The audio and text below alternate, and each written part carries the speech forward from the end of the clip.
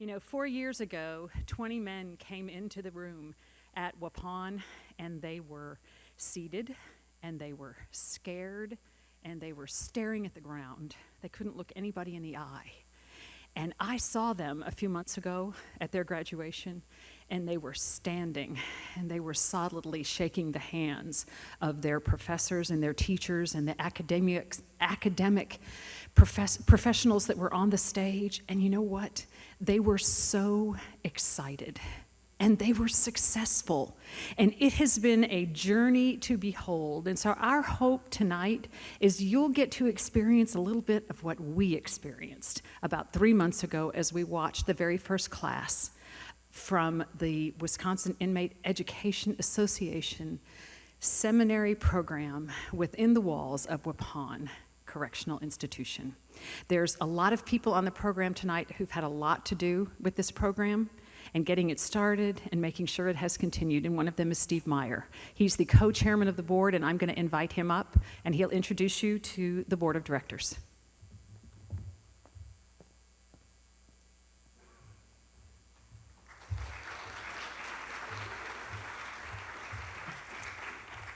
So thanks for, wow, it is really dark. But thanks for coming. I assume that there's people out there. It's an honor to have you with us. And we are grateful that you're here. I'm going to call the board of directors up. We have not done this yet, so I'm going to introduce you to a really exceptional group of people. You guys come on up and take the stage. And while they do, I'm just going to give you a couple comments about tonight. You're going to hear some really cool things about what has happened this past year. And I just want to share with you a couple things about what we're going to be focusing on next year and the work that we're going to have together as a board. We have all made you as our partners, we've made a tremendous investment in each one of the graduates, and they're now being dispersed out into the various different prisons. Many of them came from light security or medium security prisons before entering the maximum security up at Waupun. And we realize, just as Paul, when he planted churches, Luke summarizes his missionary journey, his journeys by essentially saying Paul went around strengthening the brethren. And we realize to maximize the investment that we have in these men, it's going to require a lot of continuing education, time for encouragement, for enrichment, for further study, and that's going to require a lot of time and planning. So we don't really have a real solid plan right now. The DOC has been understandably distracted because of COVID this past year, and they haven't been able to give it as much thought as we would have liked. But Mike Murphy and I have a meeting scheduled 2 weeks from now to sit down with the DOC Secretary of Corrections, Secretary Carr, to begin to frame out a little bit more specifically what the roles will be of these graduates. So stay tuned. We'll give you updates on that. The second thing is that we have been asked now for about 2 years to start a women's program. And we were really tempted to jump right in, but decided the more prudent move would be to wait till we had a graduating class first, make sure that we get one underneath our belt. Well, that's happened now, and which you'll hear a lot about tonight. And it's now a top item on our agenda. To hopefully a year from now, we'll be reporting to you that we got a program up and running in Techeetah. It'll look a little bit different than what we have going right now because the populations aren't going to be the same, but that's our goal. So those two things, stay tuned. And those of you who have adopted us as a prayer project, please put those two things front and center. In front of you right here is an exceptional group of people. This is just a beautiful display of a diverse but unified group, and it's been an absolute honor to work with the board. And two people not here tonight. One, our newest board member, Rob Hutton, and Rob is he was a state legislator who essentially called together the first meetings that eventually resulted in our graduation last summer. So he was the real impetus behind the whole program. And Elizabeth's husband, Mike. He's not here tonight, and Mike has been he's been a co-president. We've been working together on this for about 6 years now, and we've been co-presidents together for about 4, and have worked beautifully together. And unfortunately, the day after graduation, Mike received a very serious cancer diagnosis, and they're in a difficult fight right now. I think the way the family puts it, they're really good in a very difficult place. And Elizabeth mentioned that every prayer that is offered on behalf of Mike and the family is really felt, and they just feel the efficacy of it all. So we're brokenhearted that Mike is not with us tonight, and we would encourage you all to continue to lift him up in prayer. The rest of the team in front of us, starting at the end, Dan Green has been a vital member of our board. I mean, also a significant contribution Dan has made is he's been a faculty member in the program.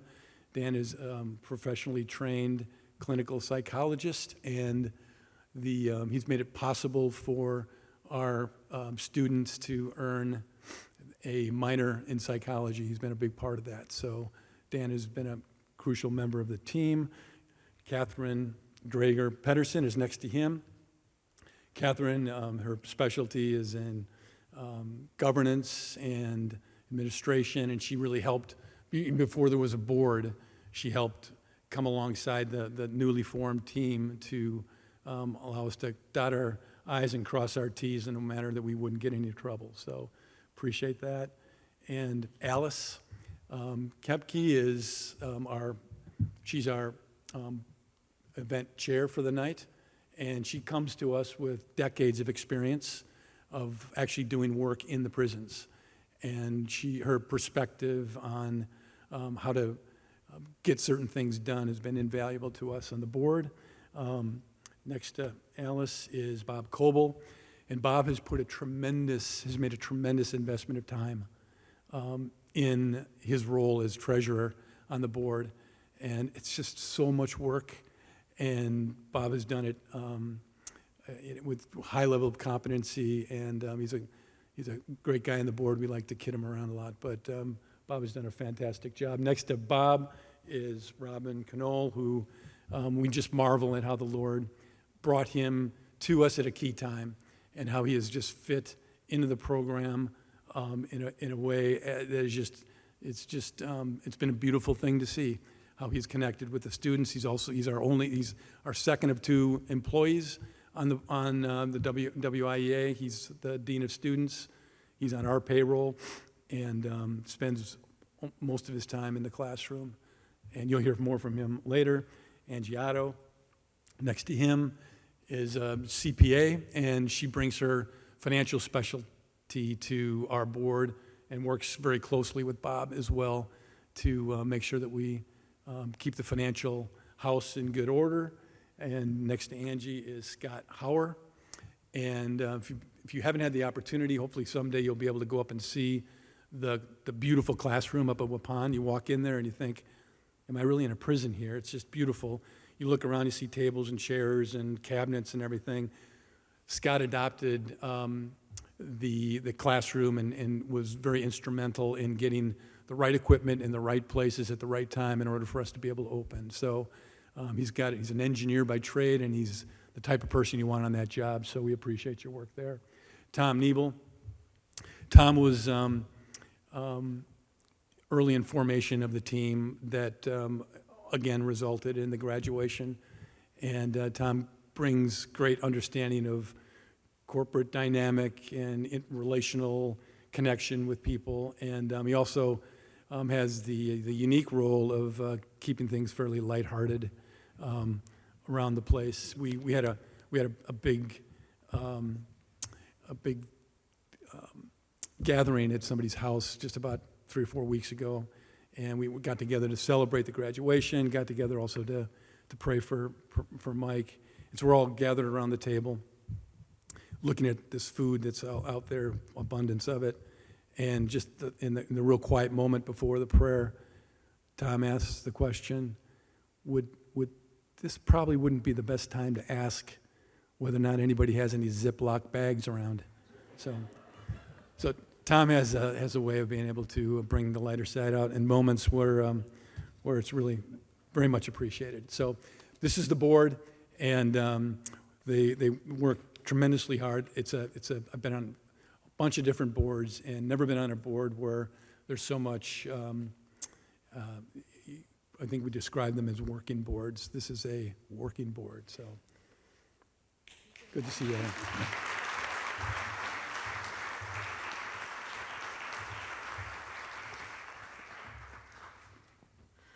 I get to introduce you to two people that show up in the classroom every single day. One is Dr. Craig Long. He is the academic dean at Waupun in the seminary. He had 15 years in pastoral ministry before that. He is a teacher. He is an academic. He's really good with languages and research. He is a really smart guy, and he has helped make 20 very smart men in this class. And his partner is Robin Canole. And Robin has had many careers. I think he's not old enough for all this. He had 35 years in an industrial career. He taught at MSOE in engineering. He was a chaplain for the police department. Then he went back to seminary and served on a pastoral staff at a church. And now he is the dean of students. And they call him Dr. Long and Pastor Canole. And they are here to talk to you about a year in the life of COVID.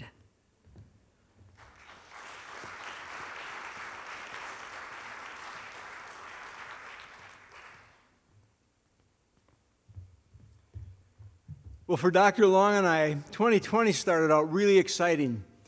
The Department of Corrections had taken a huge room in the education department, and they remodeled it for us. They created 4 separate lecture rooms that held up to 25 men. Our computers were there for each one of the men. We had a huge room that could hold our library and study tables. We had wireless systems, internet. That will secure system to go back to Trinity, and we even had our own offices, which we didn't have when we first got there. We were excited. We were over the moon. The students were excited. They had their own classrooms, and as Steve said, we had brand new tables, brand new chairs. We had brand new everything. And then this really strange illness called COVID hit, and we kept an eye on it. And in March of 2020. Waupun Correctional went on lockdown. Now, for those that don't know what that means, lockdown is just that. Each one of the inmates was locked in their cell 24 hours a day, 7 days a week. I'm going to demonstrate something here to give you perspective of what they're dealing with. I've got 2 pieces of blue tape on the floor, approximately 10 feet long. 6 feet apart. That's the approximate size of a cell. So when one of our students wrote in the midst of COVID, I feel like I'm walking around in a dog kennel, here's what he was dealing with. Watch.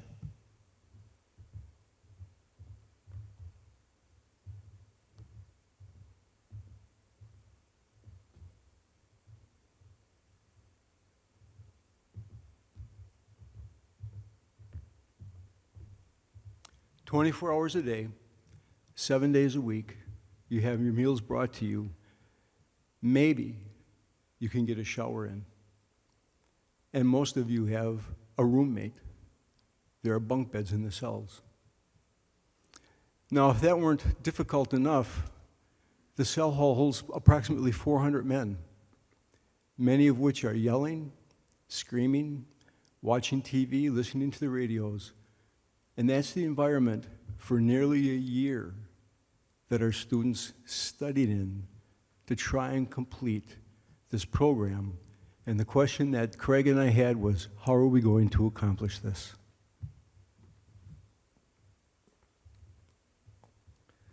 And so we moved out of a brand new $1 million facility into 6 by 10 rooms with a bed and as crowded as you think Robin looked just then. Don't forget there's a cot and a toilet and a sink and not enough room to do a push-up. on the floor. And so we switched to notebooks, pens, and 2 manila envelopes.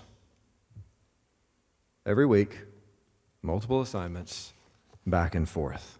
So I got this email somewhere around St. Patrick's Day in 2020. It said, we've got to shut you down.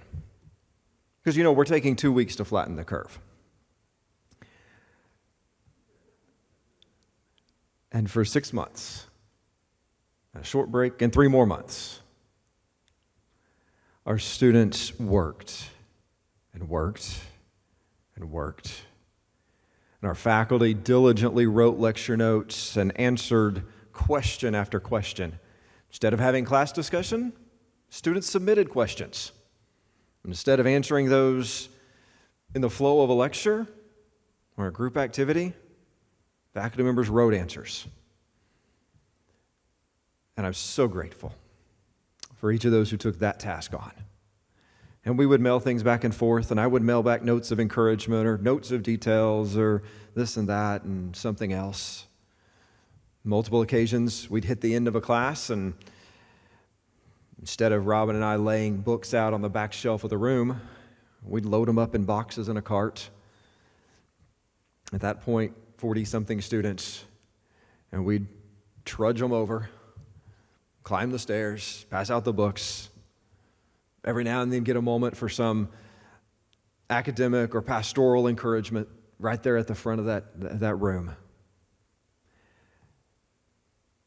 And by and large, our students said, I want to succeed at this well enough, and I want to help people well enough.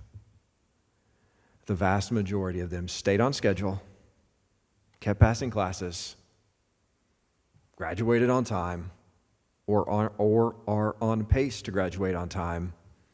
And we had an entire freshman class that had 3 days of orientation and their first 6 months of school.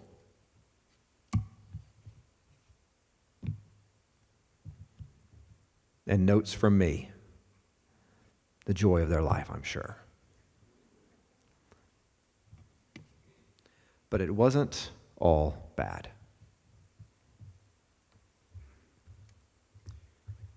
One of the first things that I tell students in the classes that I teach is you are going to have to take the longest journey in the world as you walk this program. And they look at me kind of strange. I'm in prison. I can't take a journey. And then I'll say you're going to have to take a journey of the 18 inches from your head to your heart. You're going to understand and learn all the academics of the Bible, theology, counseling, general education. But your education is not for you. Your education is for everybody you're going to meet for the rest of your life. And you've got to let it drop the 18 inches from your head to your heart. Well, as time went on in 2020, the academics that came in envelopes like this were all of a sudden followed by letters coming to me and Craig. And I'm going to share the excerpt from a couple of them to show you what these guys were going through as they were doing the assignments.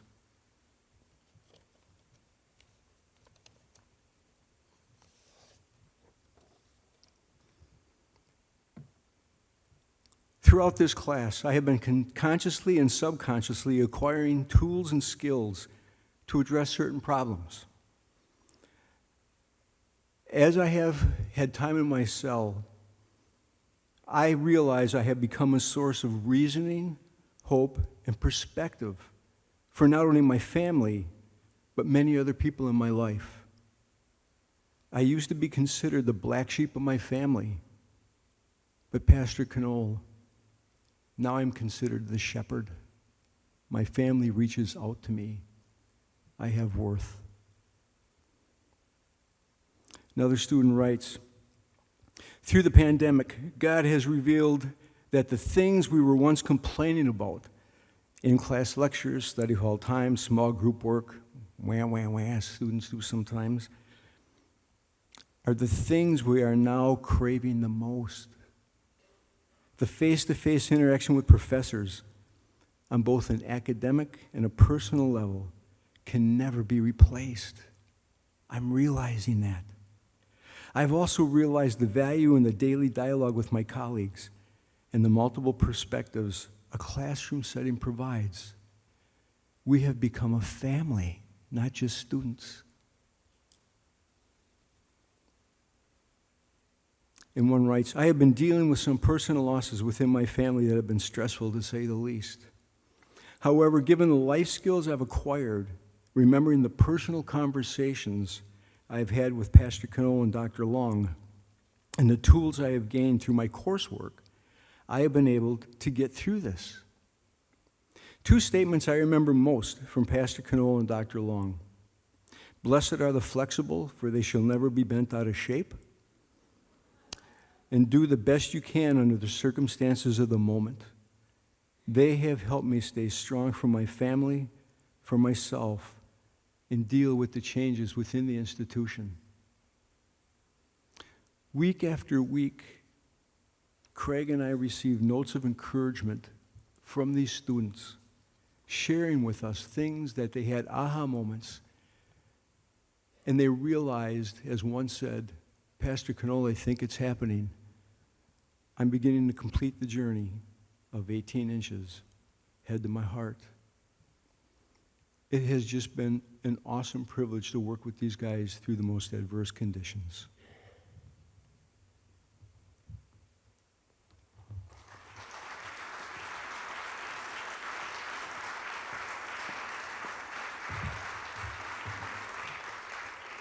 It's now my privilege to introduce to you Dr. Nicholas Perrin.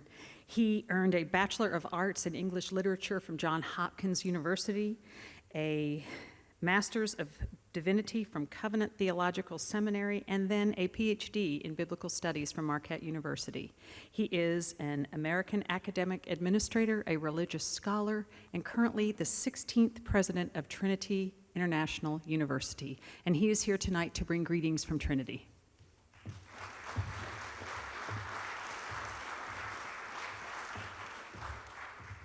Thank you, and wow, what a great privilege it is to be here tonight. And I want to say what a great privilege it is to represent this partnership. Trinity's mission since 1897 has been to educate men and women to engage in God's redemptive work in the world.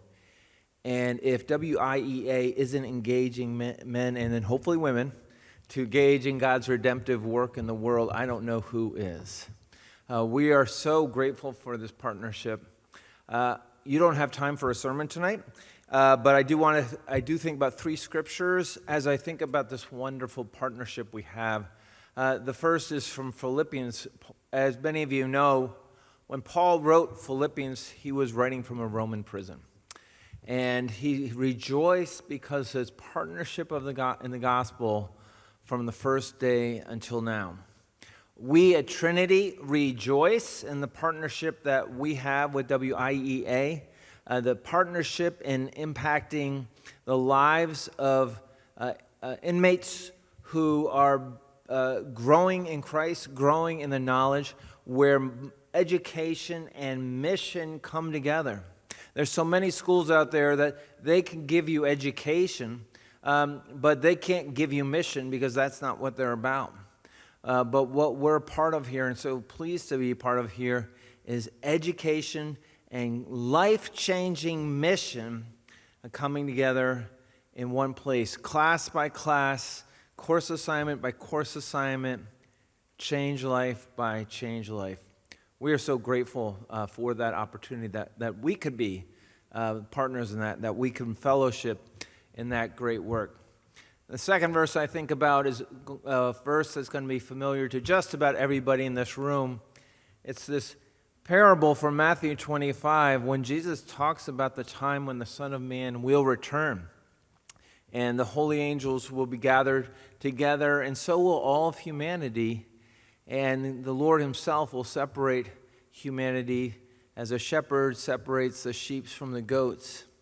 And you'll remember, too, that passage as he's separating the sheep from the goats, the sheep are surprised because they've been told that they've come to him in prison. And they want to know, when, Lord, when did we come to you in prison? And of course the Lord says, when you've done it unto the least of my brethren, you've done it unto me. And so for those of you who were just standing on the stage a few minutes ago, board of WIEA, you have come to the least of the brothers. You have come to minister to Jesus. Many of you here in the audience today have donated, and no one put me up to this, friends, but I just want to say that even if you can't serve on the board or you can't do what Robin or Craig are doing or some of the professors doing by literally, physically walking into that prison, there's other ways you can come to him, and that's simply by giving of your financial resources. And we're so pleased, again, just at Trinity, to be able to give in the sense of being present and being used in that way. And what a wonderful thing that one day the Lord is going to gather us and tell each of us, you came to me while I was in prison. The last verse I have in mind is from the same gospel, Matthew chapter 9, right at the end. Jesus looks out on the crowds and he sees they're harassed and helpless like sheep without a shepherd. And you don't need me standing up here to tell you just what percentage of the U.S. population is incarcerated. Friends, there are a lot of people in prison, and a lot in prisons looking for models on how to do prison better. And what we're seeing at Waupun is like a beam of light breaking forth on a dark dawn, a model for doing prison better, where mission and education coming together is changing lives. And Jesus turns to the disciples and says, the harvest is plentiful. And there is a big harvest out there of incarcerated inmates, some of whom know the Lord, but many, of course, whom do not, and many of whom have hardened themselves. But no one is beyond God's reach of grace. And Jesus turns to them, and rather than saying, so you get in the harvest too, the first thing he says is, pray therefore to the Lord of the harvest that he would raise up co-laborers for that harvest. I have already met this evening some people who are here because they were brought into this mission. They caught the passion and caught the vision. And I find that when God puts it on my heart to give to a mission, and then on top of that to pray for a mission, he also gives me a heart to recruit into the mission. And so there's a lot of good news to talk about here tonight, and a lot of good news going on at Waupun. And of course we have the gospel. We need to talk up the gospel of Jesus Christ. But there's ways that the gospel is playing out week by week, month by month, up at the Waupun prison. And we need to talk that up too, as we pray that God would provide more co-laborers for this great mission plus education opportunity. Once again, greetings from Trinity International University. It's our privilege to serve alongside WIEA. Thank you.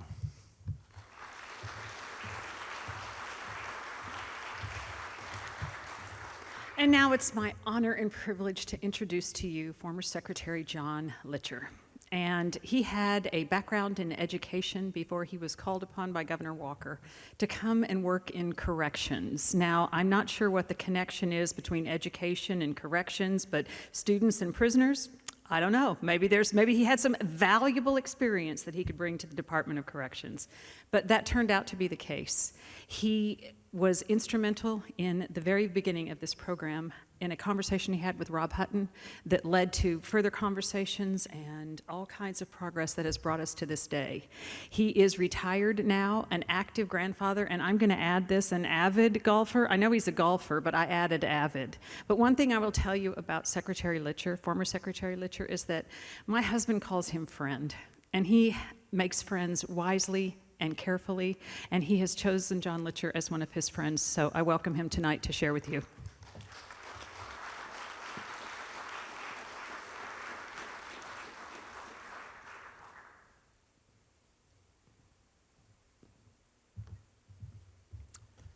Well, good evening and welcome to this event tonight. It's been a privilege to be a part of this program. It's a privilege to be here this evening, and it's a privilege to listen to the presenters that came before me, because I think they set a stage that we all should remember, is that anything seems possible if you have a vision. Everything seems possible if you have the pathway to carry that vision forward, and everything is possible, or anything is possible, if you have men that are willing to work, change their lives, accept Christ into their hearts, and be successful in the endeavors that they have to be in. So tonight I have just a few minutes to speak to you, so let me talk about three things in different ways. I characterize this thing in this presentation through ways as giving, graduation, and God's blessing. I start that way because the first aspect of thankfulness that I want to present is to you, everybody in this audience that has come tonight, and all those that participate in the giving part of this program. None of us would be here if it wasn't for you. None of the things that have happened that Dr. Long spoke about or Pastor Canole spoke about would be possible without your sacrifice. You have given an inspiration because you have been willing to step forward with an amount of contributions to provide program possibilities where there weren't any program possibilities before. And also that culminated in the first graduation. 20 men walked across the stage and received their baccalaureate degree from Trinity University. That in itself is an exciting time for any person.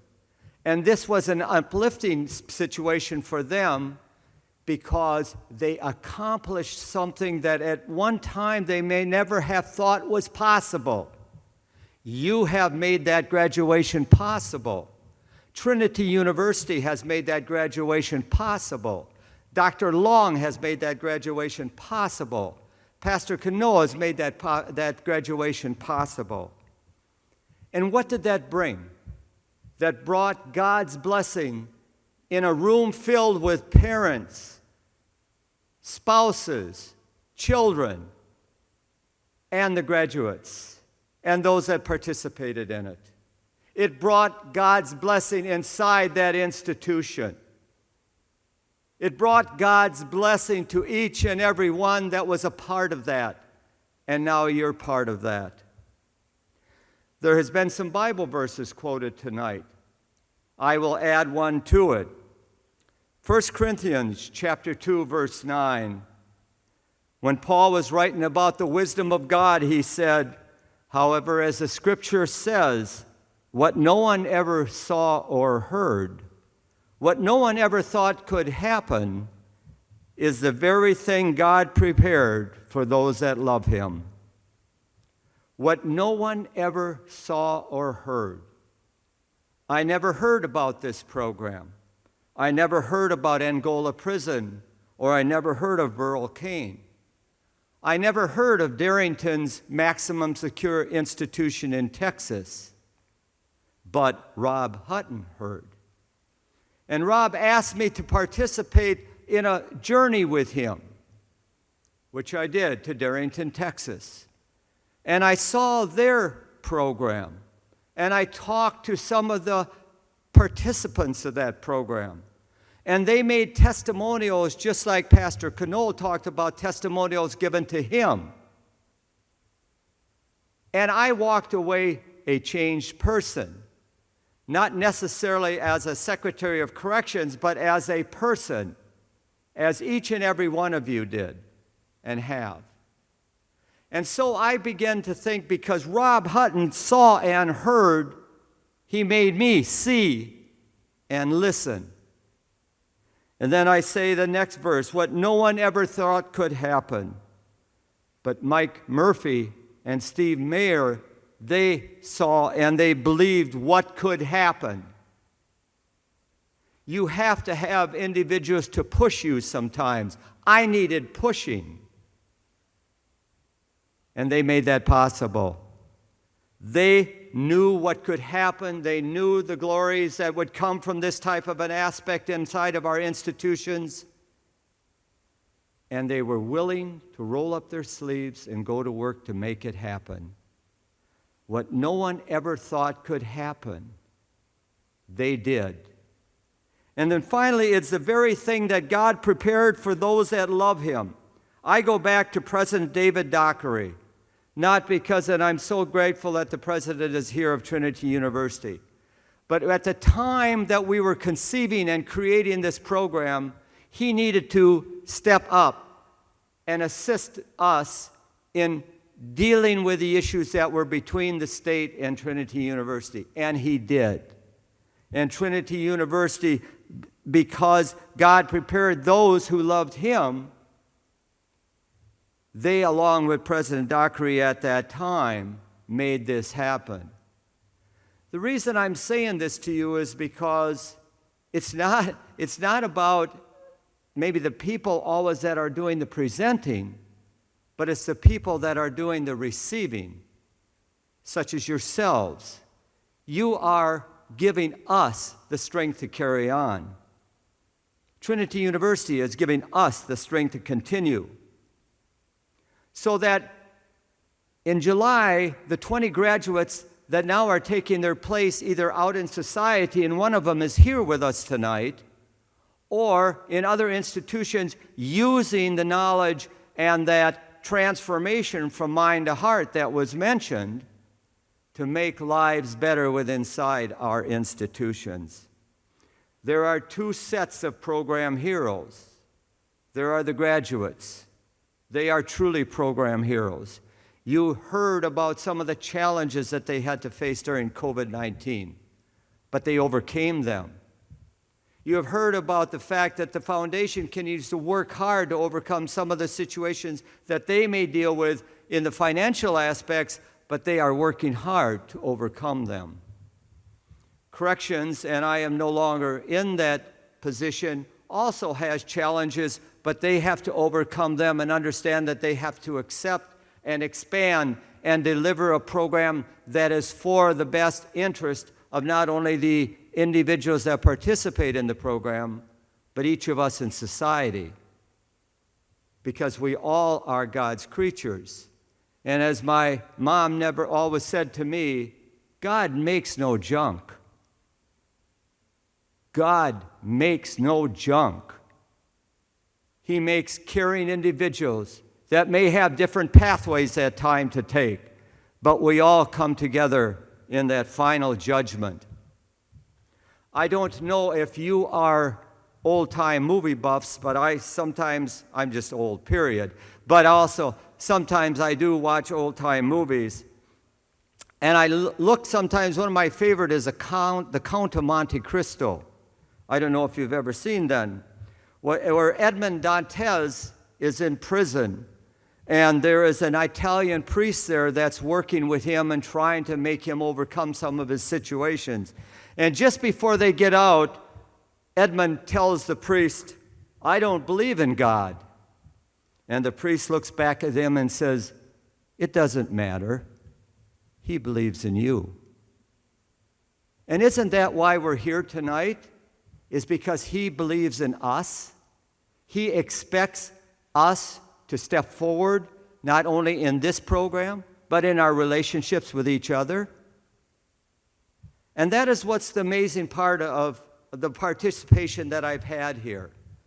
I've seen different groups of people coming together, Trinity University, the Department of Corrections, offenders that are willing to sacrifice by coming from a medium back into the maximum to take on this program and meet the challenges of a pandemic to be successful in this program, to understand that hearts and minds can be changed in this program, to understand that there are people like you in the audience that are willing to step forward in hands and join with them in this program.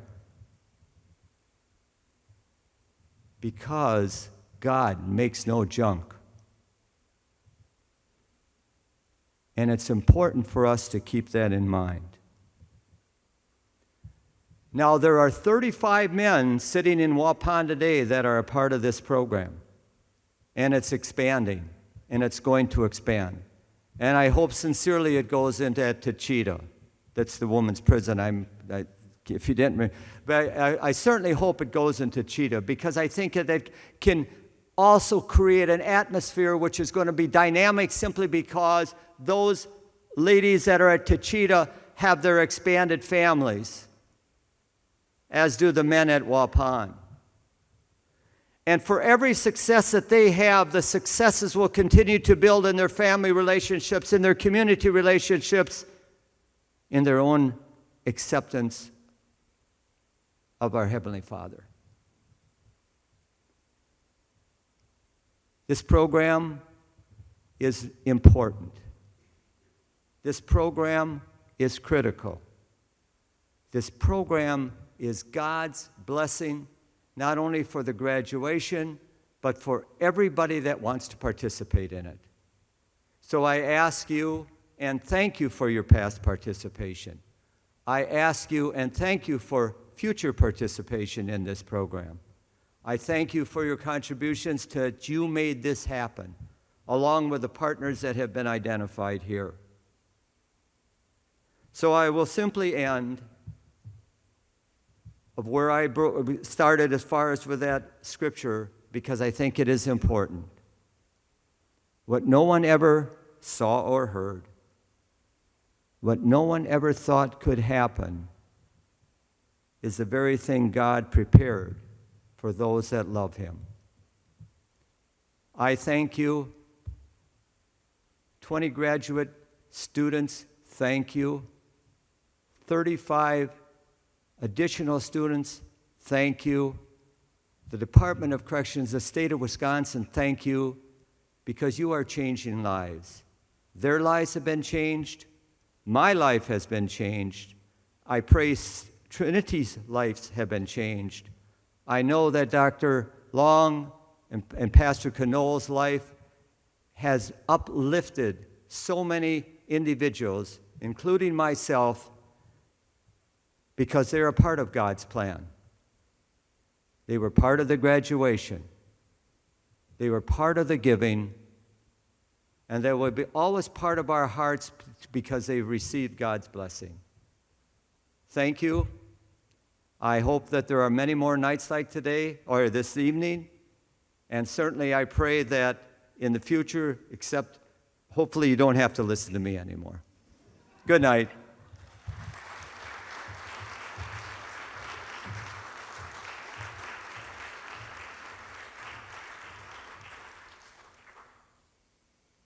Good morning. To the guest of honor, Secretary Carr, other notable government officials present, Associate Dean Dr. Craig Long, Pastor Canole, all staff members of the TIU WCI Extension Site, our Believe team, AKA our supporters, WIA, my fellow graduating now agents of change, ladies and gentlemen, boys and girls, on behalf of the 2021 class graduating today, I am honored and humbled to be able to stand before you with nothing to offer but this short celebratory speech. Today, all are here to celebrate the fact that we are now qualified biblical scholars, called not only to proclaim the word of God, but also to model the character and virtues set forth by Christ. On behalf of my fellow graduating colleagues, I would like to share with you that over the course of about 4 years, Trinity has provided us an opportunity to explore our Christian faith and its values in an environment of people from different religions, races, and cultural backgrounds. This has enriched and brought more light to the educational experience. In making the choice to attend Trinity, we have learned to and have been equipped with what is necessary to have a positive impact upon ourselves and in communities affected negatively. This is an indication that we not only make choices, but our choices make us. Some of our choices were better than others, but all of our choices have led to this point, this day, this moment, where we stand before you no better than any man, but better man. This was,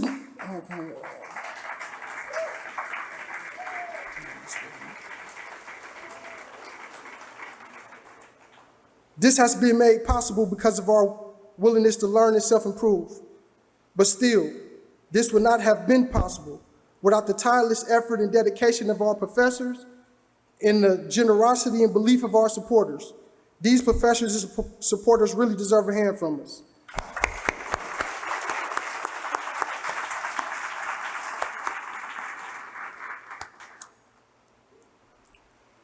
One of the problems I ran into writing this portion of my speech was how to say thank you when saying thank you is not enough. I could easily thank our families, friends, Pastor Canole, our Associate Dean, and TIU. I could thank WIA, our professors, Warpine, and any other individuals who invested in us financially or otherwise. But what would it mean? How would it be received? And would it accurately capture the magnitude of our gratitude? We don't want our thank you to come across as if we're saying it because we have good manners. It's less of a form of acknowledgement and more of an expression of our gratefulness. We wanted our thank you to communicate our humility and attest to our appreciation of you all giving us more than what we deserve. We also wanted you to know the degree of our appreciation when we say thank you. Our thank you is not being said as if you opened the door for us, but as if you offered to give us a kidney when we could find no one else. So with a better understanding of what our thank you means, on behalf of my graduating class, I want to say thank you. I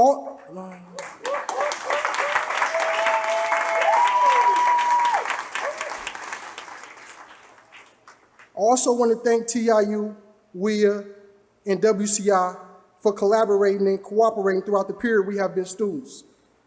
It is because of your cooperation that we are successful today. You too share in this achievement, for you have shown, no matter who you are, what age you are, where you were born, how you were raised, or how many imperfections you may have, potential still exists.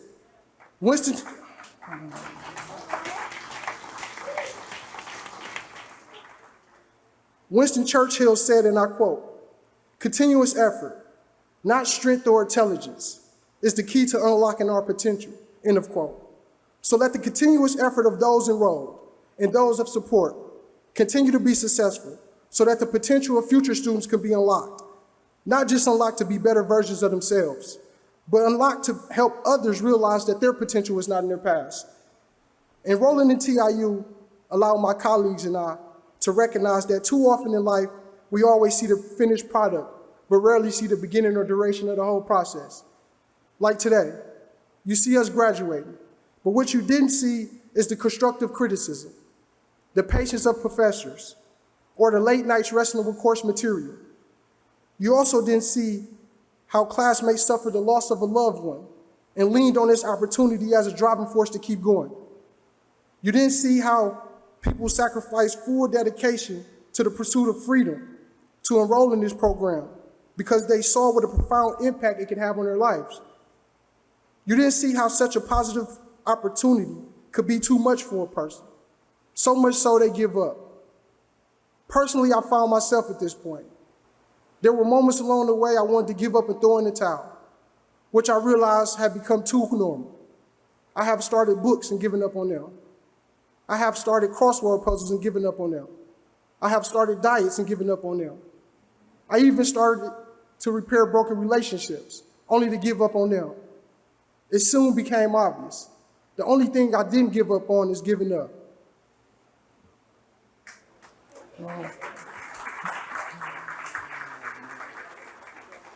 This opportunity brought me to a crossroads. Either I could continue to get an education or resort back to what I knew, giving up. At this point, I understand remaining in college was not only a decision to follow through, but also a commitment to character development, an embrace of change, and the cultivation of new habits. TIU, through their well-learned and devoted professors, labored heart and soul to educate us to be self-starters and proactive individuals, and that is what we are as of now. It is things like this that shaped and molded us along the journey to be the change that people see. So let us, the finished product, be a signal that those considered some of the worst of society can transform into some of the better of society.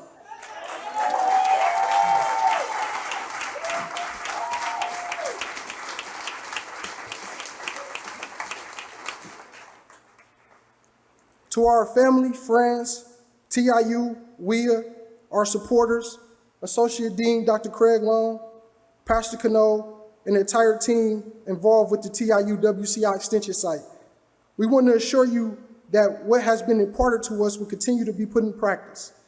Apart from the academic training, we have been taught principles, concepts, and leadership skills that helped us work to reform ourselves and will aid us as we set out to reform the minds and hearts of the people we encounter. For we are no longer the leaders of tomorrow, but those of today.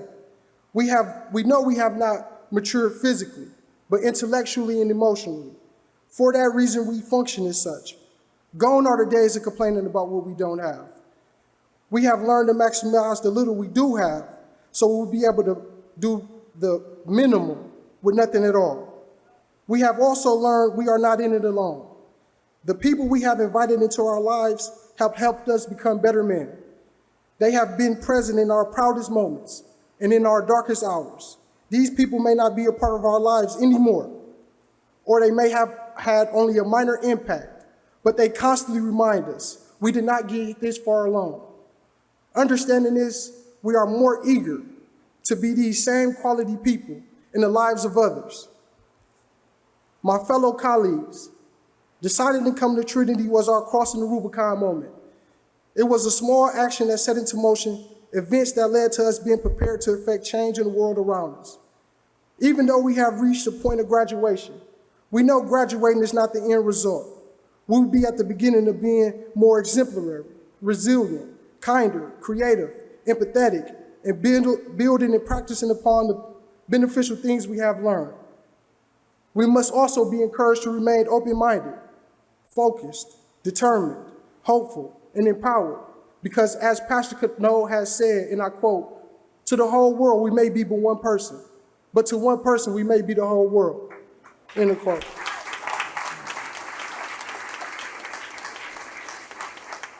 So I want to urge my fellow change agents to remember who we are, but also who we are not. We are not just criminals. We are not just another number or statistic. We are not our worst mistakes. We are not just our failures and faults. We are not just people who can be abandoned and forgotten. We are not just voices that can be ignored. We are brothers, sons, uncles, and fathers. We are people who are loved and who loves. We are people who are cared about and who cares about others. We are people who seek forgiveness. We are people who learn from their mistakes. We are people whose lives have purpose. We are valuable, appreciated, and of worth. We are resilient and unbreakable. We are smart, successful, and hardworking. We are voices that matter and that must be heard. We are everything they say we are, but so much more. And after today, we will be able to say we are college graduates. Thank you for your time.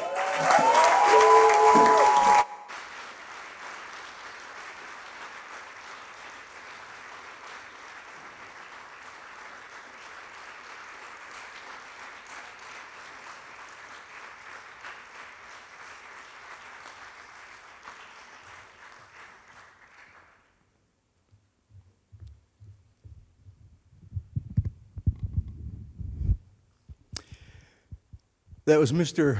August White, and it was a thrill for us to watch him on that day give that speech, because one of the first classes I teaches students how to speak in front of others, and he was a nervous wreck. And it was so much fun to see how he had walked that new journey. A lot of students had a lot of things to say, but tonight, it is a real privilege for me to introduce one of our students. One of our graduates in the class of 2021 has come home. His name is Mr. James Herr. Will you please welcome him to our time together?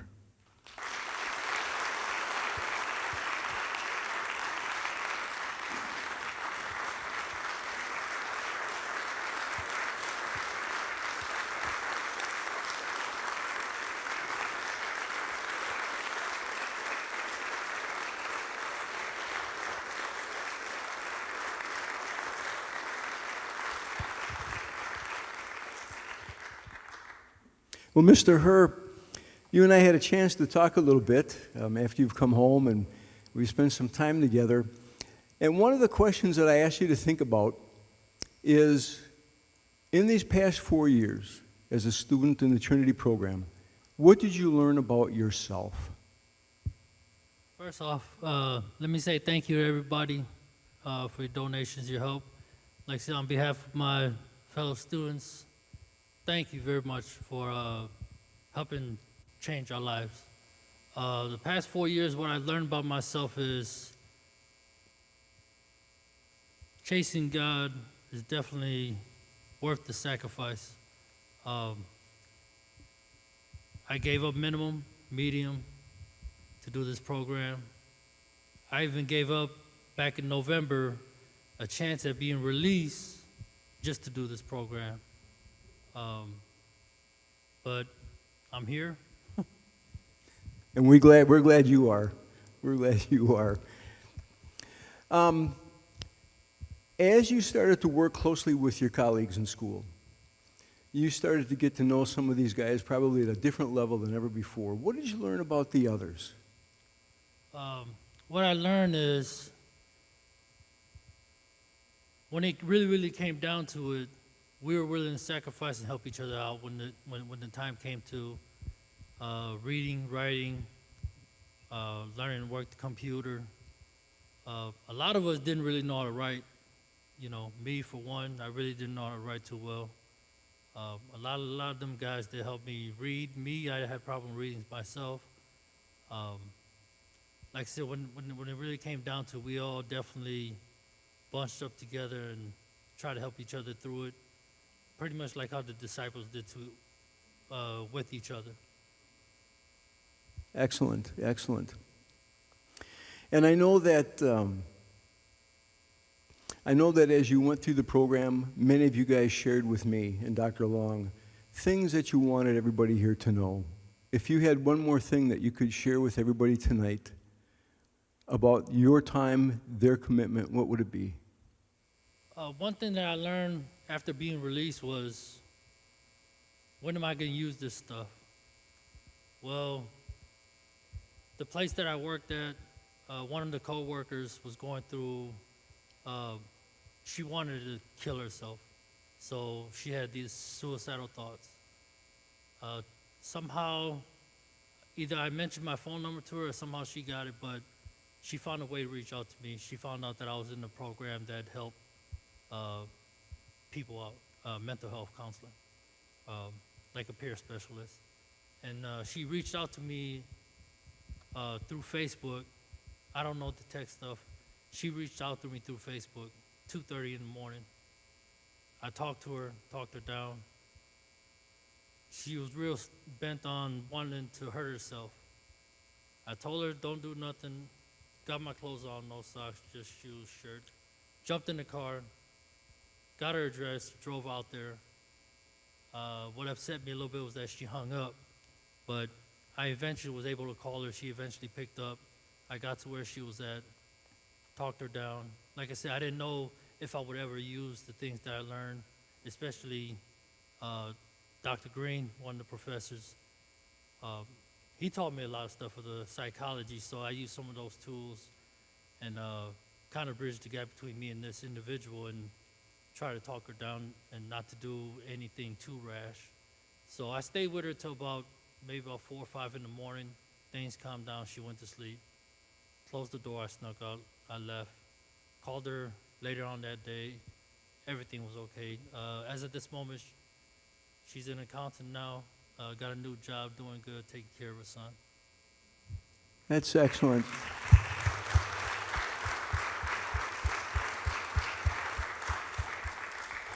Well, the final thing that I just want to mention, you've now started talking about additional education, a master's degree. Can you tell us about that? Me, after finishing what I did through Trinity International University, I definitely want to continue with Trinity and try to accomplish mental health counseling through them and try to hopefully within 2 years, I'll be back talking about it. Hopefully within 2 years, I'll be going back to Waupun or Tachita, talking to the other inmates and the students there, and let them know that, hey, it's not over for us. We have redemption till we leave this world. It's not over. Don't give up on yourself and keep on going. Amen. Okay. All right. Mr. James Herr.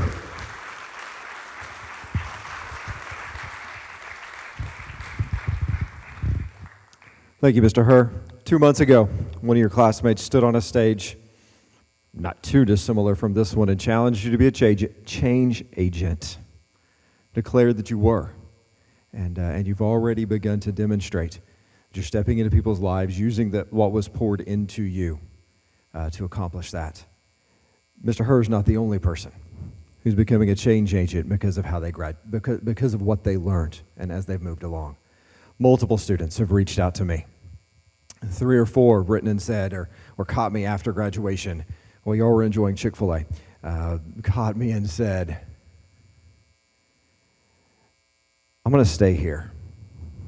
I could go some other place that's better. And yes, there are degrees of better, even in prison. I'd go somewhere better, but I think God wants me to be here, to encourage the students that are behind me, to work in someone else's life, to encourage them. I had a student in the days before graduation said, I want to stay here. I want to be able to help people. But I think God says it's time to go some other place, to take that transfer that I'll be eligible for and go back to security classification that I can have. And through all these classes, what COVID taught this student was he actually had the skills. That he didn't have to come ask me or Pastor Canole or have us point him to the right book. That he had developed those things. I love graduation. I really do. I love putting on the hat and the gown and looking like I'm in the 1600s in Oxford for a couple hours and all of that. I hate hearing that graduation is not the end, it's just the beginning. It drives me crazy.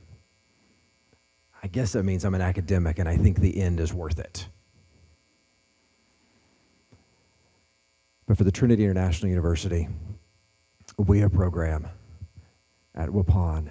Graduation really is just the beginning. It's that spot where we flip the order. President Perrin talked to us about we do mission and education. Graduation at Waupun is the spot where education opens the doors into the ministry that many students had in their hearts to do. And they've got the freedom to do it. They've got the skills to do it. Just yesterday, or Tuesday, had a student who was coming into the education building for something, not class. He's a graduate. He's a student that started the way that we would expect to hear a graduation speaker. Graduation speaker was a student who started sitting on the back row cutting up with us worried about whether he would graduate or not. And he did. And he challenged us in all the right ways. The student comes in and hands me a book that I'd had him read, that I'd told him we had, and he could read it. And I'd said, I want you to tell me what you think of it. And so he read Esau Macaulay's Reading While Black, and as one of our African-American students.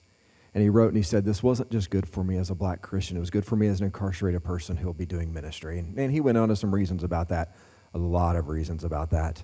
I made the mistake of telling a student that I've made write for 4 years to tell me what he thought, and so he did. 2 very small handprint pages of what he thought, but he finished it by saying, I've been ministering to people since I came to Christ, and I'm ready to keep ministering to people since I came to Christ. You're a part of that. I can't thank you how much I appreciate that I get to go to work and engage people to see their education become their mission and be a part of that. And you free me to do that and not have to worry about where the computers come from and where the books come from and what have you. Thank you so much.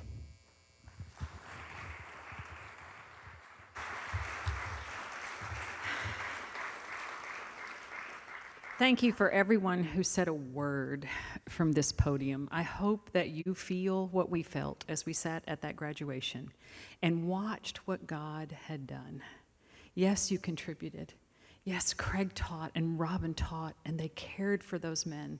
Yes, those students worked as hard as they possibly could under incredibly difficult circumstances, but none of that would have happened if God hadn't moved.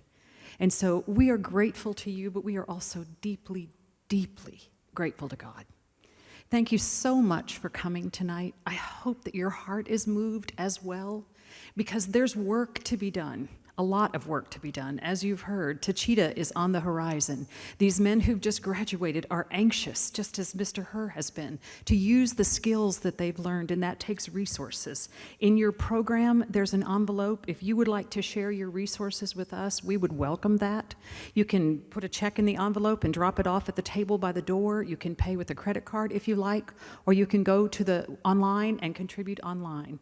The need is great and will be ongoing, but the impact is even greater.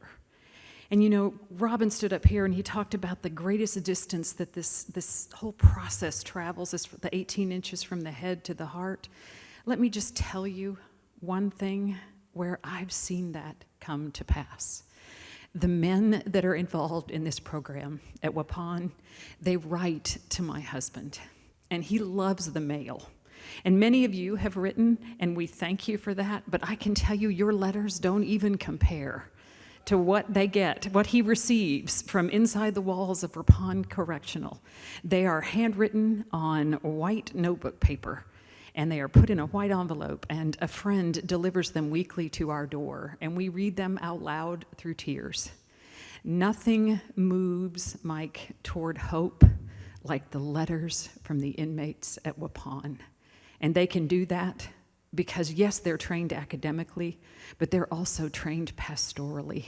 They are fine men, and there are more waiting in the wings to be educated and empowered just like them. So we hope you will join us on that journey. Let me close us in prayer. Oh, great God, be small enough to meet every person within the walls of a prison. Move in their heart to be part of this program. Help those who've participated to go out and proclaim loudly what they've learned and how they are equipped for the future. But more than that, Lord, help them to live loudly so that those watching say, whatever they've got, I want it. Lord, thank you that you have moved in such a way that change is happening. You promise in your word that you will make things new. And all we've heard about all night long is new people.